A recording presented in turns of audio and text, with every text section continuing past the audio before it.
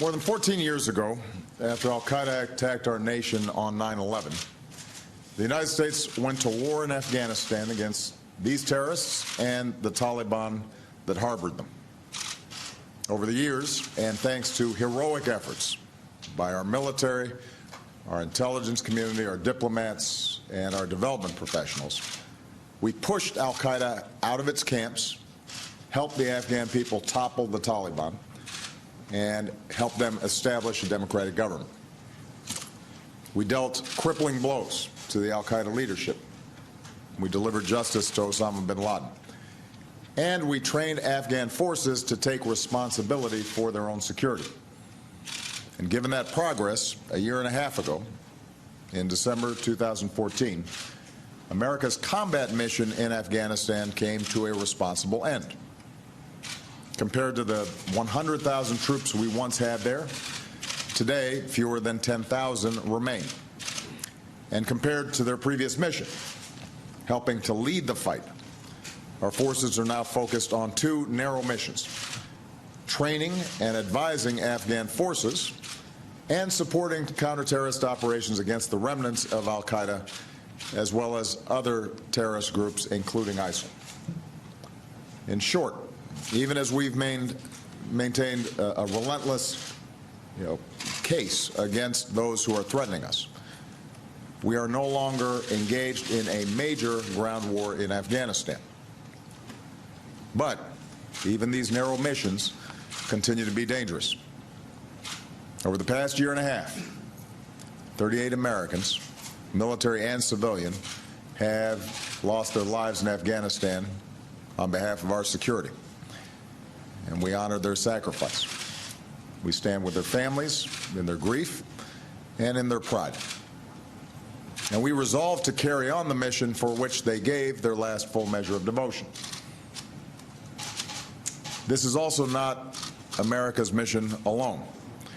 In Afghanistan, we're joined by 41 allies and partners, a coalition that contributes more than 6,000 troops of their own. We have a partner in the Afghan government and the Afghan people who support a long-term strategic partnership with the United States. And in fact, Afghans continue to step up. For the second year now, Afghan forces are fully responsible for their own security. Every day, nearly 320,000 Afghan soldiers and police are serving and fighting, and many are giving their lives to defend their country. To their credit, and in the face of a continued Taliban insurgency and terrorist networks, Afghan forces remain in control of all the major population centers, provincial capitals, major transit routes, and most district centers. Afghan forces have beaten back attacks, and they've pushed the Taliban out of some areas. And meanwhile, in another milestone, we recently removed the leader of the Taliban, Akhtar Mohammad Mansour. Nevertheless, the security situation in Afghanistan remains precarious. Even as they improve, Afghan security forces are still not as strong as they need to be. With our help, they're still working to improve critical capabilities such as intelligence, logistics, aviation, and command and control. At the same time, the Taliban remains a threat. They've gained ground in some cases. They've continued attacks and suicide bombings, including in Kabul. Because the Taliban deliberately target innocent civilians, more Afghan men, women, and children are dying. And often overlooked in the global refugee crisis, millions of Afghans have fled their homes, and many have been fleeing their country.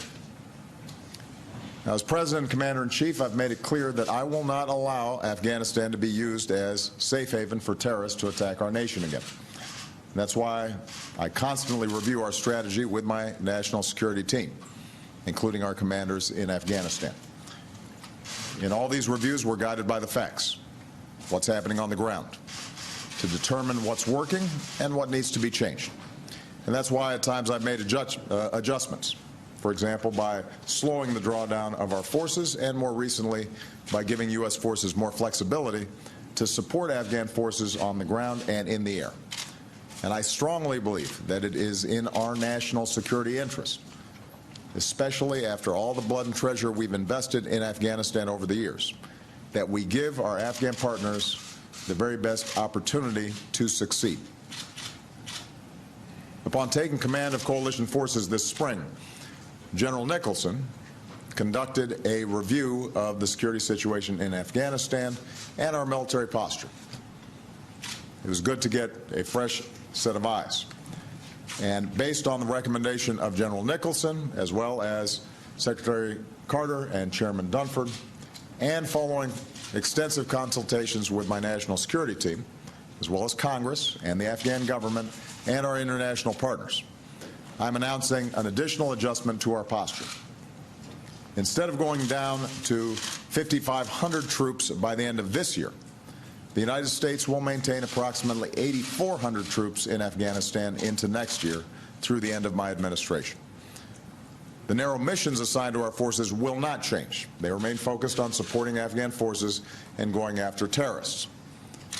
But maintaining our forces at this specific level, based on our assessment of the security conditions and the strength of Afghan forces, will allow us to continue to provide tailored support to help Afghan forces continue to improve.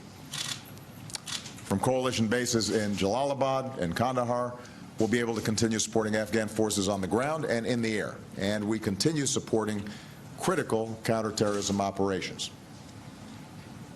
Now, in reaffirming the enduring commitment of the United States to Afghanistan and its people, the decision I'm making today can help our allies and partners align their own commitments. As you know, tomorrow I depart for the NATO summit in Warsaw, where I'll meet with our coalition partners and Afghan President Ghani and Chief Executive Abdullah. Many of our allies and partners have already stepped forward with commitments of troops and funding so that we can keep strengthening Afghan forces through the end of this decade. The NATO summit will be an opportunity for more allies and partners to affirm their contributions, and I'm confident they will, because all of us have a vital interest in the security and stability of Afghanistan. My decision today also sends a message to the Taliban and all those who have opposed Afghanistan's progress. You have now been waging war against the Afghan people for many years. You've been unable to prevail. Afghan security forces continue to grow stronger, and the commitment of the international community, including the United States, to Afghanistan and its people will endure. I will say it again. The only way to end this conflict and to achieve a full drawdown of foreign forces from Afghanistan is through a lasting political settlement between the Afghan government and the Taliban. That's the only way. And that is why the United States will continue to strongly support an Afghan-led reconciliation process, and why we call on all countries in the region to end safe havens for militants and terrorists. Finally, today's decision best positions my successor to make future decisions about our presence in Afghanistan.